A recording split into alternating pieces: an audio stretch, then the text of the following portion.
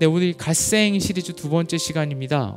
겸비합니다 라는 제목으로 나눕니다.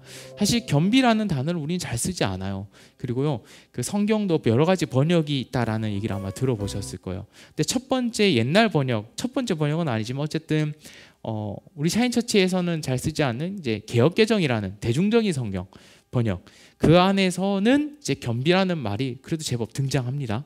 그런데 이제 새 번역으로 이제 번역된 것은 조금 더 친숙한 언어로 많이 바뀌었어요. 근데 겸비라는 말이 이제 한자 말이에요. 이제 겸은 겸손하다 할 때 겸이고요. 비는 이제 낮출 비입니다. 그래서 이게 뜻 자체가 그냥 그렇게 풀이가 돼 있더라고요. 자기 스스로, 그러니까 그 말은 이제 붙여진 거예요. 겸비란 안에 포함된 거더라고요. 스스로 나를 겸손히 낮춘다, 이런 말이에요. 네. 그래서 겸비. 근데 이게 갓생, 신자의 삶과 무슨 상관이 있을까? 네, 이제 그런 질문을 좀 던지게 될 겁니다. 근데 사실 이 겸비라는 것을 먼저 딱 생각을 시작하기 전에 사실은 오늘 말씀에 있었던 성결, 또 다른 말로는 뭐 경건이라고도 할 수 있을까요? 뭐 거룩이라고도 할 수 있을까요? 깨끗함. 어때 그것과의 우리 갓생의 신자의 삶의 관계를 좀 생각해 봐야 합니다. 여러분은 이미 갓생입니다. 여러분은 이미 부활의 생명을 소유한 사람들입니다. 나는 그런 거 잘 모르는데요. 모르는 것과도 상관없어요. 예수 그리스도를 믿는 모든 자마다 하나님께서 그에게 믿는 자마다 구원하셨는데, 그 구원은 그냥 단순하게 지금 내 삶이 전보다 조금 나아졌다 그 정도가 아닙니다. 그 구원은 되게 큰 앞으로의 과정을 담고 있고 미래 약속을 이미 예정받고 있고 또 엄청난 우리의 지위적 상승을 포함하고 있는 단어예요. 그 구원이란 말은요, 여러분이 그냥 위치적으로 이렇게 생각하시면 됩니다. 이 땅에 사시다가 땅에 발을 딛고 사는 것 같은데, 분명히 내 인식 속에서는, 내 지각 속에서 내가 땅에 발을 딛고 사는데, 여러분이 얻은 구원은 여러분이 하늘에 속한 자로서 여겨진다는 겁니다. 하늘의 지위를 이미 부여받고 살고 계시다라는 겁니다. 여러분이 아무리 어떠한 옷을 입어도, 어떠한 행동을 해도, 어떤 생각을 하고 사시더라도 성경은 여러분을 하늘의 지위를 부여받은 자로서 여러분을 대우하고, 그런 존재로서 여러분에게 가르치고 권면하고 있어요.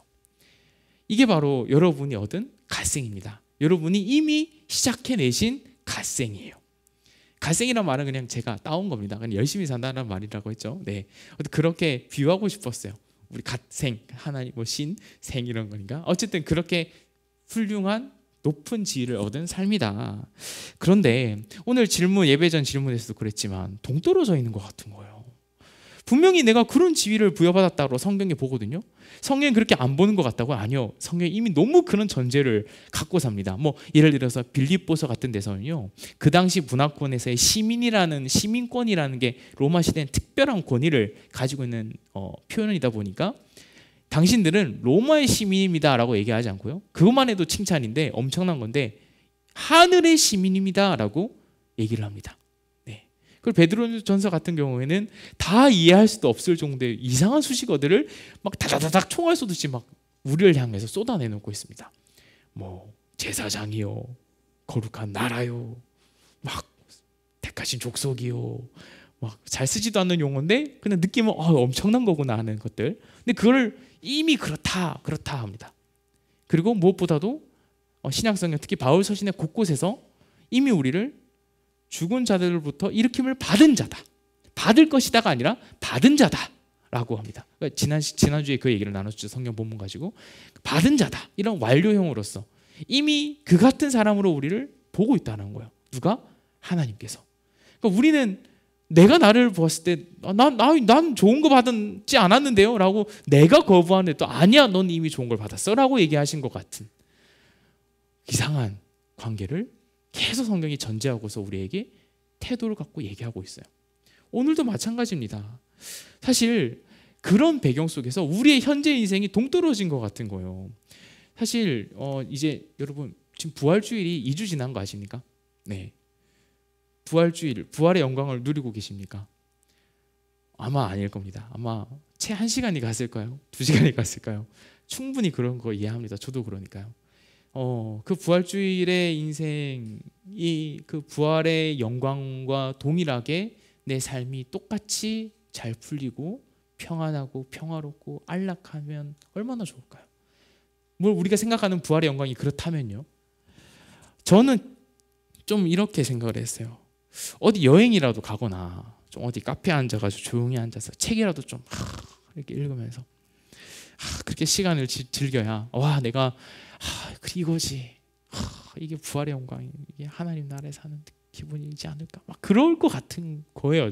저는 각자가 원하는 무언가가 있겠죠. 그런데 그렇지 않다는 거예요. 우리 현실이 그렇지 않잖아요. 너무 분주하잖아요. 걱정 많잖아요. 불안하잖아요. 두렵잖아요. 여러분은 누군가에게 종속되어 있잖아요. 누군가를 위해서 일을 해야만 하잖아요. 안 좋은 소리 들어야 되잖아요. 여러분의 손과 여러분의 무릎이 성하지가 않잖아요. 실제로 그거를 뭐 하지 않더라도 어쨌든 여러분의 마음 자체가 이미 깔려 있잖아요. 누군가의 밑에. 근데 성경은 여러분을 높다고 얘기를 한단 말이에요. 존귀하다고 얘기를 한단 말이에요. 그런데 왜 그렇게 사세요? 그런데 왜 그렇게 비루하세요? 왜 그렇게 비천하세요? 왜 그렇게 빈약하세요? 왜 그렇게 무능력하세요? 왜 그렇게 슬프세요? 왜 그렇게 답답해하세요? 왜 그렇게 두려워하세요? 왜 이렇게 불안해하세요? 왜 이렇게 무서워하세요? 근데 성경은 자꾸 우리 보고 하나님의 자녀다. 하늘의 신분을 가졌다. 하나님의 백성이다. 라고 얘기를 한다는 겁니다. 이 괴리가 극심한 게 그 두 가지 양극단을 하나씩 번갈아 가면서 겪으면요 진짜 더 극악무도하도록 괴리가 심해지는 것 같더라고요. 네. 성경을 보아도 괴리가 있는 것 같고 내 인생을 내가 그냥 열심히 살아내 보아도 그 치열함 속에서 그 괴리가 또 더 벌어지는 것 같고 이것을 그냥 그대로 내버려 두면 안 돼요. 이 괴리를 못 느끼셔도 안 됩니다. 느끼셔야 되지만 또한 그대로 내버려 두셔도 안 된다는 거예요. 왜? 성경이 말하는 것이 틀리든 내가 경험한 것이 틀리든 내가 뭔가를 잘못 코드를 맞추고 있든 하나님이 거짓말을 하셨든 뭔가는 맞아야 되잖아요. 내 삶이 옳든지 하나님이 옳든지 뭔가 결판이 나야 되잖아요. 그런 진지함이 우리에게 있어야 된다는 겁니다. 성경은 살아있는 하나님의 말씀이라고 했거든요. 활력이 있다 그랬거든요. 양날의 날선 검과 같다 그랬거든요. 분명하고 예리하다 그랬거든요. 홍과 여운과 우리 관절과 및 골수를 찔러 쪼개기가 하지 않다 그랬거든요. 그렇다면 그래야죠. 따져봐야죠. 정말 그러한가. 오늘은 그 시간이 되기를 원합니다. 정말 그 괴리가 어떻게 내 인생 속에서 해결되는가. 우리가 상상하는 부활 인생이 무엇이든지 간에 일단은 성경의 배경, 특히 신약 성경의 배경이 되는 1세기에 그 예수님의 부활과 승천을 목격한 그 목격자들 그리고 그의 제자들 그들이 살았던 삶은 확실히 우리랑 비슷한 것 같아요. 조금 다행이죠. 그 부활을 경험한 사람 그들의 삶은 순교가 아주 많았죠. 네, 굉장히 잔인한 순교가 많았죠. 그 이후에 그들의 삶이 부귀영화가 보장되어 있지도 않았죠. 근데 그들은 그 부활의 영광을 누렸다고 그랬거든요. 도대체 그게 뭘까?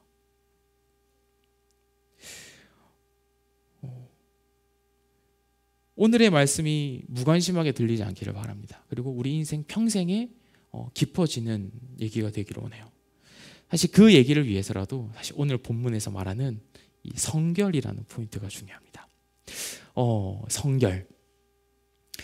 성결은 깨끗함이거든요. 정결, 성결, 거룩하다, 깨끗하다, 깨끗이 씻음 받는다, 씻겨졌다, 뭐 그런 의미예요. 오늘 본문을 이제 딱 2절만 읽었지만요. 신명기 말씀에서 이제 신명기는 이제 모세라는 이제 이스라엘의 지도자가 이제 죽기 전에 이제 마치 유언과 같은 그런 마지막 설교를 이제 전하고 있는 아주 긴 이제 성경 책인데요. 이제 거기서 보면 모세가 이 전쟁 중에 이 이스라엘 진영 너희가 살고 있는 그 생활 행태를 어떻게 관리해야 되는지를 알려줍니다. 사실 충분히 공감이 되지 않을까 싶어요. 여러분 앞두고 있는 중요한 시험이 있다. 중요한 PT PT가 있다. 뭐가 심각한 일이 있다. 첫 면접이 있다. 여러분 그 전날 아무 옷이나 걸어 놓습니까? 아니요. 미리 준비해 놓죠. 미리 딱 세팅해 놓죠. 다 그럴 거지 않나요? 네. 그런 마음이 어쩌면 오늘의 이 본문에 좀 비슷하게 어울릴 수 있을 것 같아요. 사실 오늘 본문에 보면 사실 이 요약해서 딱 이 말로써 보여줍니다. 어떻게 이 진영을 전쟁을 앞두고서 관리해야 되는지. 바로 악한 일을 스스로 삼가라라고 합니다. 악한 일을 스스로 삼가라. 근데 여기 얘들이요, 말하기 좀 민망할 수 있는데요, 지극히 비밀스럽고 개인적인 일들까지도 다 얘기하고 있어요.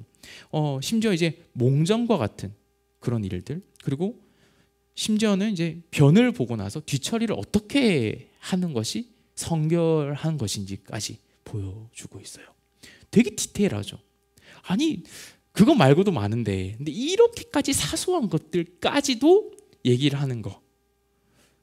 근데 이게 지극히 하찮고 남들이 관심 가져주지 않는 영역까지도 말한다라고 이해한다면요, 그 성결의 범위와 그 온전함이 얼마나 수준이 높은가라는 것, 그것을 우리는 조금 마음에 담을 수 있는 부분인 것 같아요. 그리고 오늘 본문에서는요, 성결의 이유를 얘기하고 있습니다. 14절을 보면요, 이렇게 말을 합니다. 주님께서 당신들 가운데로 다니시다가 더러운 것을 보시면 당신이 떠나고 말 것이니. 근데 핵심은 떠나지 않도록 너희가 그렇게 해라, 이런 말로 들릴 수도 있지만, 사실 그 배경 자체가 사람이 얼마나 깨끗해 봐야 뭐만 깨끗하겠습니까? 이겁니다. 당신들의 진안을 하나님이 두루 다니신다라고요. 그냥 사실 사람들은 자기의 그 격에 걸맞는 곳을 다닙니다. 높은 사람들은요, 높은 곳만 다닙니다. 오늘날도 그렇습니다. 좋은 곳에는 좋은 사람들만 갑니다. 그런데요, 사람도 다 옛날에도 마찬가지란 거예요. 근데 하나님은요, 진안을 차별 없이 두루 다니십니다. 우리 지극히 아까 개인적이고 비밀스러운 그곳까지도 하나님이 다니시는 장소가 된다라는 거예요. 그렇게 하나님은 간섭하지 않은 곳이 없다라는 그 하나님의 세밀함, 세심함, 그리고 그 하나님의 함께 하심이 그 정도로 우리에게 친밀함, 그 자체를 얘기를 하고 있어요. 그래서 이 성결이라는 것은요, 정도와 범위가 하나님이 그 미치지 못하는 곳이 없다라는 것을 오늘 본문이 얘기를 해줍니다. 그 성결의 이유는 하나님의 거하심이에요. 하나님이 우리와 함께 하신다라는 것이 있어요. 그러면 하나님이 우리와 함께 하신다, 이게 곧 우리의 성결의 이유다라고 하는 부분을 딱 못을 박아두고요, 우리 잠시만 우리가 얼마나 하나님이 함께 하심을 쉽게 여기는지를 좀 생각해 볼 필요가 있어요. 하나님께서 우리와 함께 하신다라는 부분을 우리는 때때로 너무 안일하게 생각합니다. 너무 가볍게 생각해요. 너무 쉽게 여겨요. 하나님 우리와 함께 하신다는 말을 되게 많이 하거든요. 사실 그 은혜가 또 너무 맞죠. 신약성경의 귀한 복음이거든요. 예수님의 별명이기도 하고 임마누엘이란 뜻이기도 하고요. 그 정도로 확실한 복음인데 너무 우리에게 친숙해서 그런지 그걸 또 너무 쉽게 생각해서 하나님 우리와 함께 하신다라는 것들을 막 장난감 다루듯 하는 것 같아요. 너무 쉽게 생각합니다. 성결과 동떨어져 있다라는 말이에요.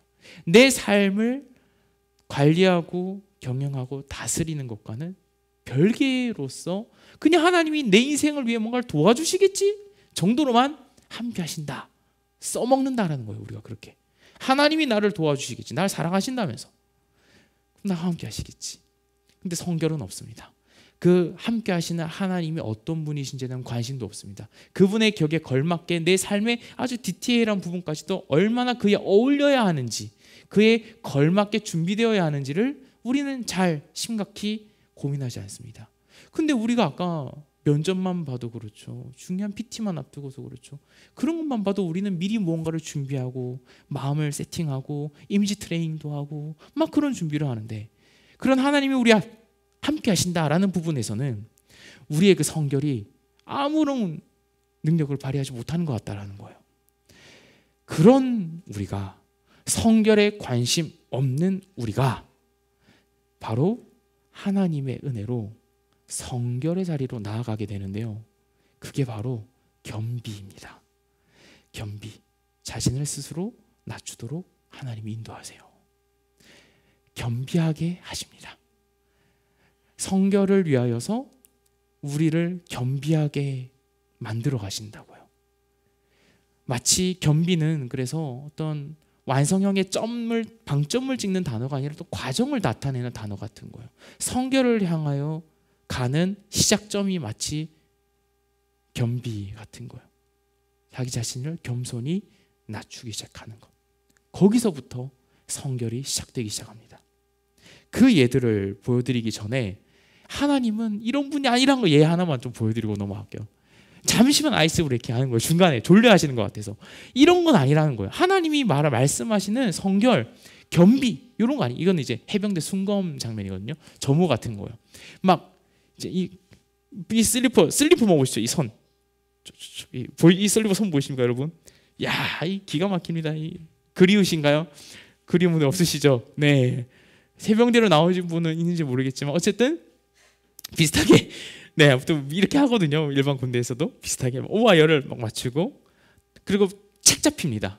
아마 그 진짜 사나이 같은 거 보신 분들은 알겠지만 해병대 편 보신 분들은 알겠지만 정말 싹 이 장면, 네, 그냥 먼지 나올 수밖에 없는 것을 다 그냥 이렇게 합니다. 착 잡으려고 합니다. 근데 하나님은 이렇게 하시는 게 아니라고. 성결이란 건 하나님이 그렇게 하시면 당연히 못 잡을 게 없죠. 근데 그런 개념이 아니다.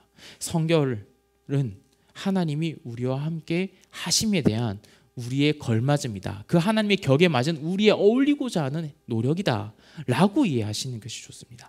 그거 얘기 드리려고 사진을 보여드린 겁니다. 자, 그러면 그 성결에 이르도록 하나님이 우리를 겸비하게 하신다 그랬어요. 그 겸비하게 하신다. 한번 그 장면을 볼게요. 그리고 이 장면 속에서요, 자, 마치 그 부활의 영광, 그것과 괴리가 있는 우리의 현실의 그 괴리가 어떻게 해결되어 가는지도 잘 나타내 있습니다. 자, 먼저 우리가 지금 홀리피티라고 있으니까 홀리피티 안에서 한번 본문을 좀 가져와 봤어요.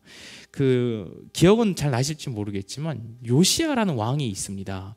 젊을 때 왕이 된 사람인데요, 아주 독특하게 종교 개혁을 합니다. 뭐 그냥 후대사는 붙인 표현일 수 있어요. 어쨌든 무언가 개혁을 합니다. 그 이전까지는 엉망진창이었다는 거예요. 하나님을 떠나고 율법을 버리고 우상을 온갖 것들을 수입해가지고 심지어 그 왕 신전 안에 하나님 성전 예배당 안에 성전 안에까지도 우상을 들여가지고 하나님을 욕보였던. 그래서 하나님이 많은 심판으로서 마음을 도돌리고 보려고 했는데도 마음을 도돌이키지 않는 그런 역사가 반복되다가 이 요시야 때 율법책을 발견합니다. 사실 이 대제사장이 율법책을 이미 발견하고 바로 보고 안 하고 가지고 있었던 것 같아요. 좀 정황을 보면. 그런데 이제 이 성전을 수리해라 라는 그 왕의 명령을 듣고 나서 제사장이 좀 희망을 가졌는지 율법책을 서기관에게 넘겨주고 그 서기관이 왕에게 보고하면서 읽습니다. 근데 그때 이 요시야 왕의 반응이 이렇습니다.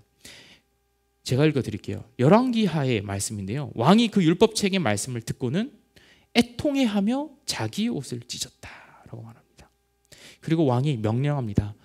이게 누구 선지자한테 가가지고 이 두루마리의 말씀에, 이 율법 말씀에 대하여 주님의 뜻을, 이걸 어찌 해야 되는지 주님의 뜻을 좀 여쭤봐달라고 왕 그 신하들에게, 고위 관료들에게 시킵니다. 이 신하들이 훌다라는 선지자를 찾아가가지고 하나님의 말씀을 이렇게 선지자를 통해 듣습니다. 이곳이 황폐해지고 이곳의 주민이 저주를 받을 것이라는 나의 말을 들었을 때 하나님이 하신 말씀입니다. 너는 깊이 뉘우치고 나 주 앞에 겸손하게 무릎을 꿇고 옷을 찢고 내 앞에서 통곡하였다. 그러므로 내가 네 기도를 들어준다. 나 주가 말한다. 겸비의 한 예였습니다. 이런 것입니다. 겸비는. 그러니까 하나님의 율법의 말씀 앞에서 내 삶이 발각되는 거예요.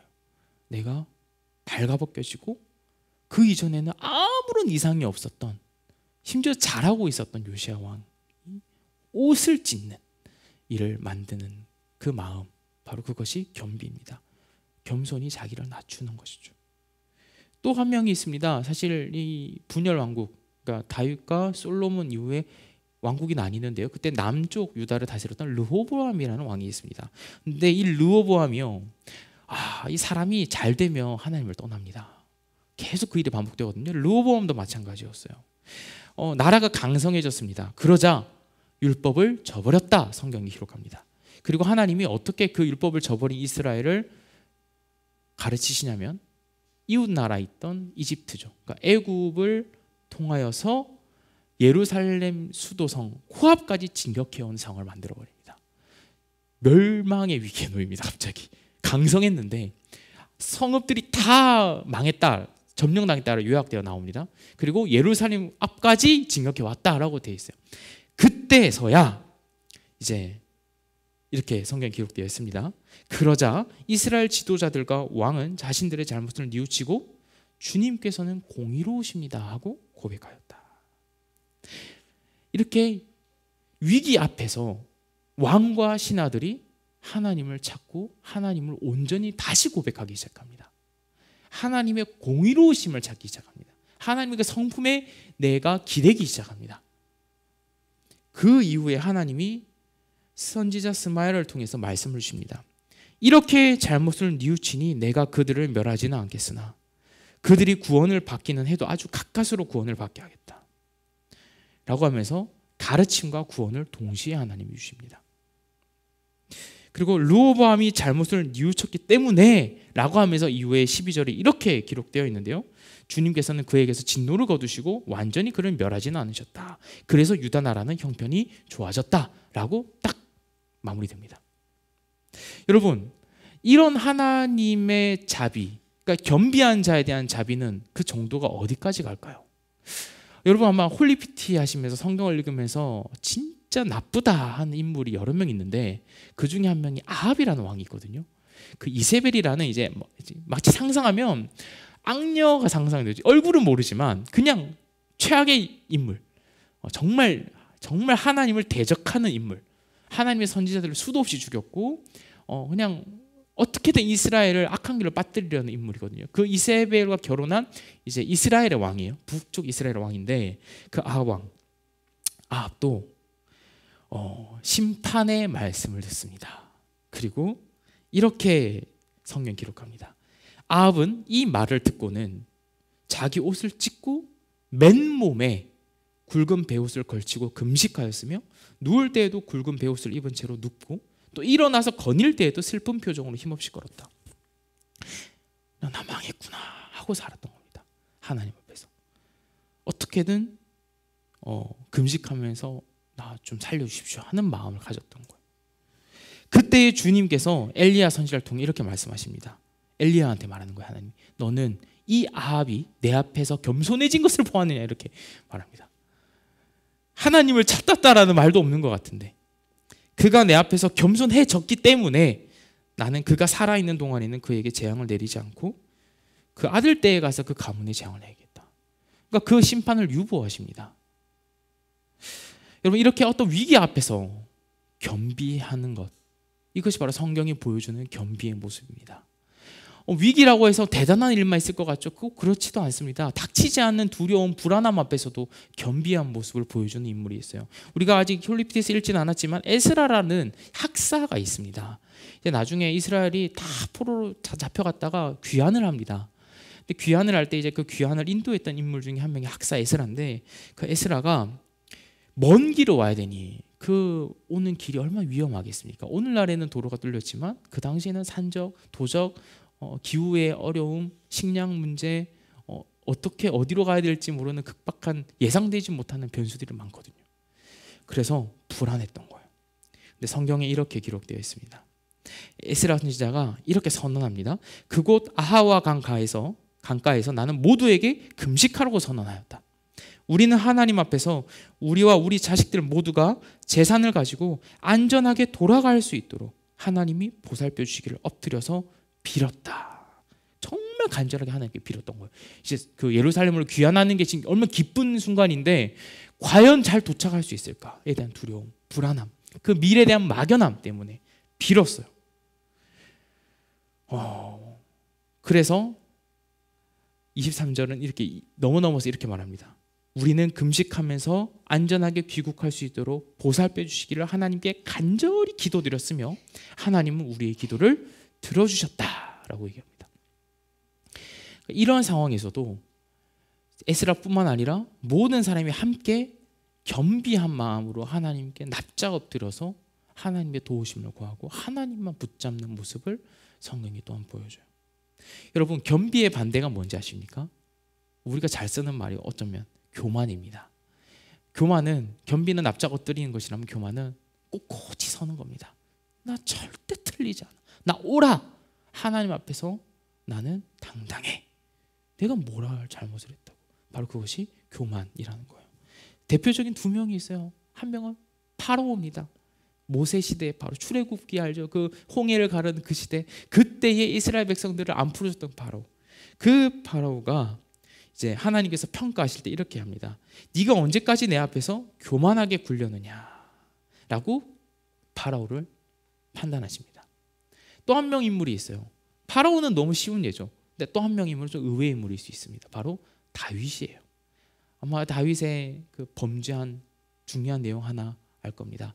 바로 다른 남편이 있는, 우리아라는 그 군대 장관의 남편이 있는 아내 밧세바라는 그 여인을 탐하여서 범한 것입니다.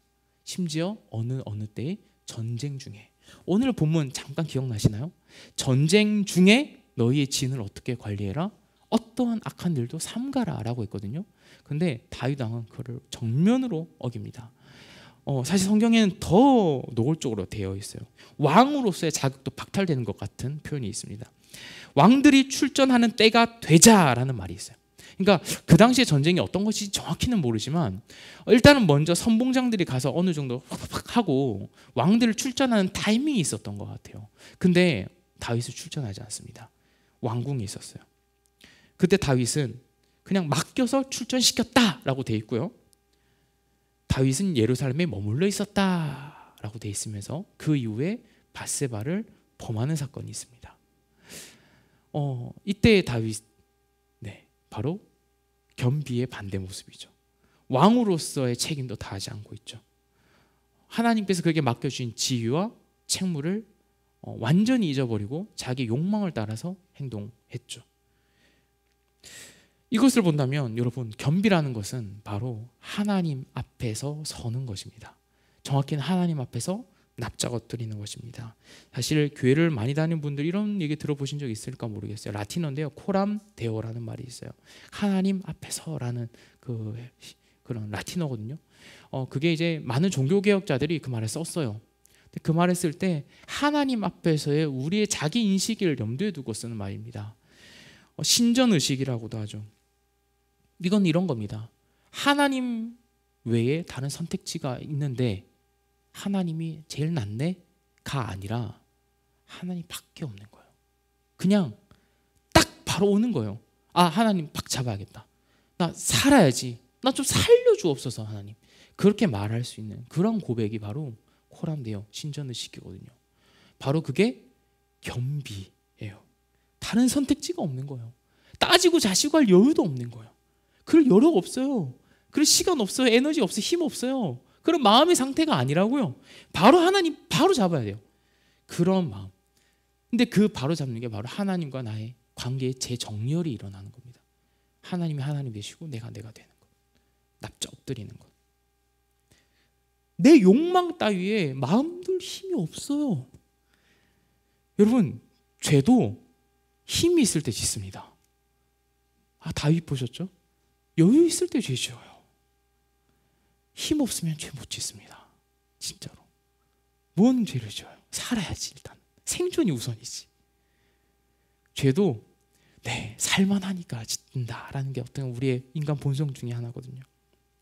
그런데 이 겸비라는 것은 내가 그런 상황이 아니구나, 메타인지가 확 되는 거예요. 하나님 앞에서 나 지금 하나님 아니면 안 되겠구나.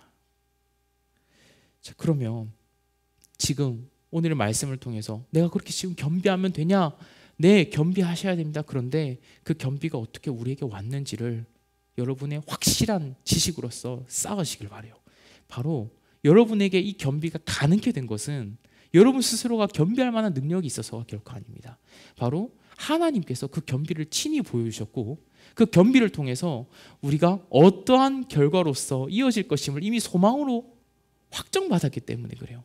바로 예수님의 십자가와 부활이에요. 성경 빌립보서는 이렇게 말합니다. 오히려 자기를 비워서 종의 모습을 취하시고 사람과 같이 되셨습니다. 그는 사람의 모양으로 나타나셔서 자기를 낮추시고 죽기까지 순종하셨으니 곧 십자가에 죽기까지 하셨습니다. 그리고 이렇게 말합니다. 그러므로 하나님께서는 그를 지극히 높여 모든 이름 위에 뛰어난 이름을 주셨습니다. 여기까지가 겸비의 결과예요. 겸비란 것은 이렇게 이어지는 것입니다. 그리스도께서 여러분을 위하여 십자가에 죽으심은요, 하나님의 겸비셨어요. 우리가 원하지도 않았을 때 하나님이 지극히 낮추셨던 거예요. 마치 우리 앞에 납작 엎드리듯이 십자가에 달려서 모든 사람의 조롱거리가 되셔서 하나님이 우리를 위하여 죽으신 것이거든요. 그 사실이 우리를 구원했습니다. 그 사실을 붙잡을 때 우리가 구원받음을 그냥 그 구원의 문을 활짝 열어 제쳐놓으셨어요. 그를 의존하기만 되면 되는. 그리고 그뿐만 아니라 그 부활의 약속까지도, 그를 일으키신 것 같이 우리도 함께 일으킴을 받을 것이라는 약속까지 함께 더불어 주셨어요. 그리고 그 더불어 주신 은혜는 성령 하나님을 통해서 우리에게 땅땅땅 도장이 찍혀 있습니다. 보증되어 있어요. 그 보증받은 사람들을 바로 성경은 교회라고 합니다.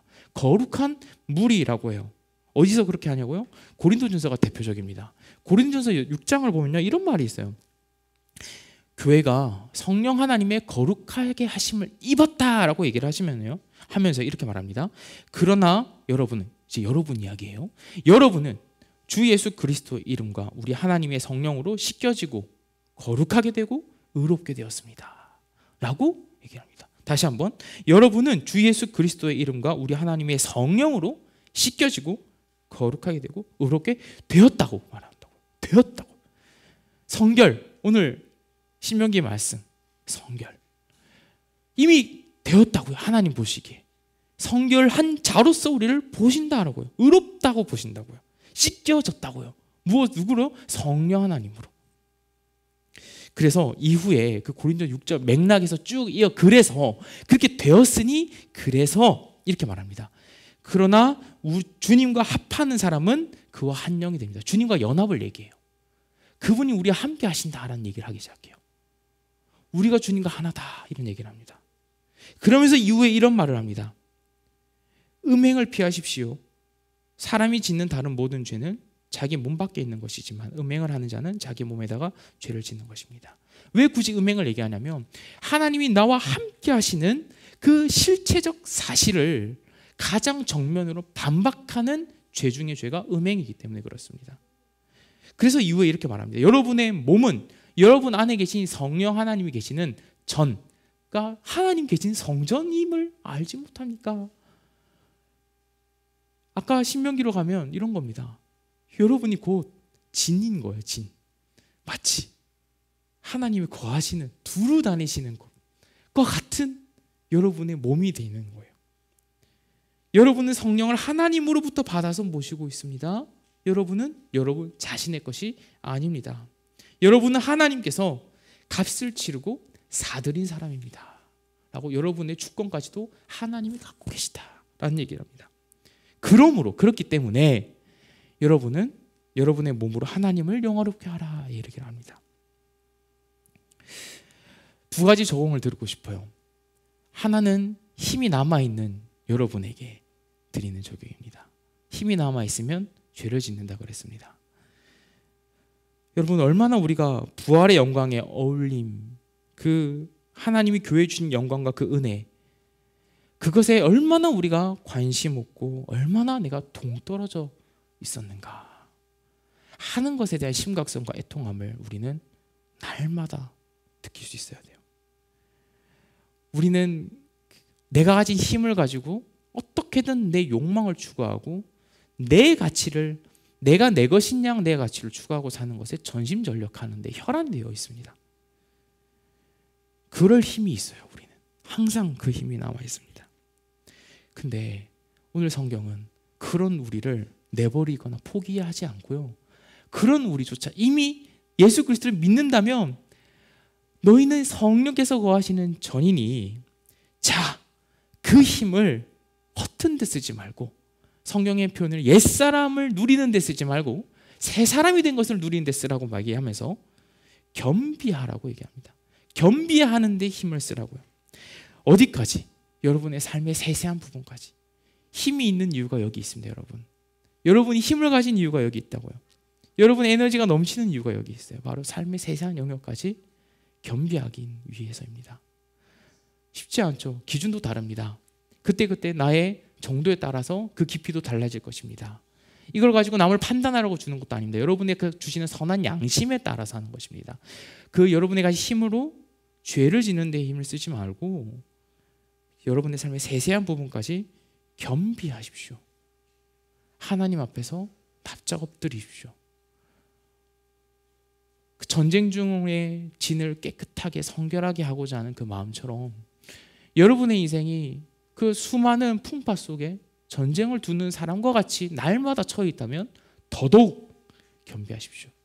그 위기 앞에서 그 겸비를 여러분은 힘쓰시기를 바랍니다.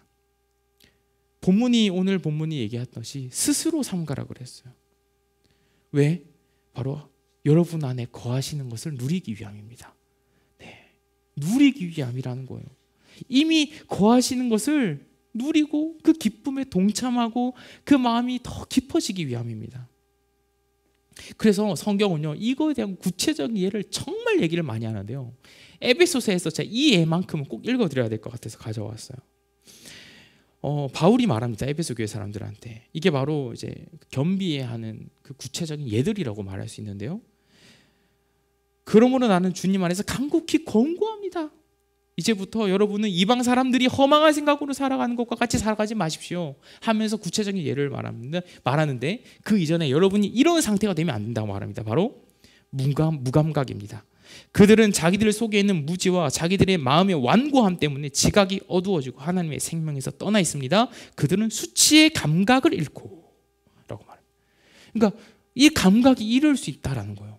이 겸비에 대한 감각, 성결에 대한 감각, 이거는 우리가 잃을 수 있다는 겁니다. 진짜로 찾을 수도 있고 예민할 수도 있고, 그런데 반대로 잃을 수도 있다. 근데 그들이 그렇다는 거예요. 그래서 그 수치의 감각을 잃어서 무엇이 성결인지 아닌지에 대한 가치 판단이 서질 않고 내 자신을 바라보는 하나님 앞에 존전의식이 서질 않으니 이렇게 써있습니다. 자기들의 몸을 방탕에 내맡기고 탐욕을 부리며 모든 더러운 일을 합니다. 그러나 여러분은 그리스도를 그렇게 안 배웠어요 라고 얘기하면서 여러분이 그렇게 진리대로 그리스도를 배우고 가르침을 받았으면 자 이렇게 말합니다. 여러분은 지난날의 생활 방식대로 허망한 욕정을 따라 살다가 썩어 없어질 그 옛사람을 벗고 마음의 영을 새롭게 하여 하나님의 형상을 따라 참 의로움과 참 거룩함으로 지으심을 받은 새 사람을 입으십시오. 그러므로 여러분은 거짓을 버리고 각각 자기 이웃과 더불어 참된 말을 하십시오. 우리는 서로 한 몸의 지체들입니다. 화를 내더라도 낼 수는 있어요. 내더라도 죄를 짓는 데까지 이르지 않도록 하십시오. 해가 지도록 노여움을 품고 있지 마십시오. 악마에게 틈을 주지 마십시오. 도둑질하는 사람은 다시는 도둑질하지 말고 수고를 하여 제 손으로 떳떳하게 벌이를 하십시오. 그리하여 오히려 궁핍한 사람들에게 나누어 줄 것이 있게 하십시오. 나쁜 말은 입 밖에 내지 말고 덕을 세우는 데 필요한 말이 있으면 아무 때나 하는 게 아니라 적절한 때에 해서 듣는 사람에게 은혜가 되게 하십시오. 하나님의 성령을 슬프게 하지 마십시오. 여러분은 성령 안에서 구속의 날을 위하여 인치심을 받았습니다. 모든 악독과 격정과 분노와 소란과 욕설은 모든 악의와 함께 내버리십시오. 오히려 서로 친절히 대하며 불쌍히 여기며 하나님께서 그리스도 안에서 여러분을 용서하신 것 같이 서로 용서하십시오. 이게 바로 힘 있는 자들에게 주는 하나님의 권면입니다. 근데 마지막 권면은 바로 힘 없는 자들에게 주는 권면입니다. 바로 우리의 인생의 괴리가 납작 엎드려져 있는 그 순간 속에서 그 부활의 영광 앞에서도 내 인생은 처량하게 그지없는 것을 날마다 맛보는 사람들, 혹은 그 인생을 여러분이 훗날에라도 맞닥뜨리게 되신다면 꼭 이 권면을 기억하십시오. 그 부활과 동떨어진 것 같은 그 인생도 바로 그 순간이 오늘 수많은 그 겸비의 예들과 같이 그 수많은 고통과 고난을 통하여 하나님 앞에 엎드릴 수 있는 기회라는 것을, 하나님 앞에서 겸비할 때라는 것을 아는 시기라는 것을, 그 계절은 겸비의 계절일 뿐 지속되진 않을 것입니다. 그리고 반드시 지날 가지고 형편을 낫게 하실 겁니다. 다만 그 고통과 고난 속에서 여러분이 의지하는 것이 무엇이든지 간에 잠시 접어두고 하나님 앞에서 납작 엎드리십시오. 겸비하십시오. 여러분이 잘못이 있어서가 아닙니다. 여러분이 못돼서가 아니라고요. 거기 이유가 있지 않습니다.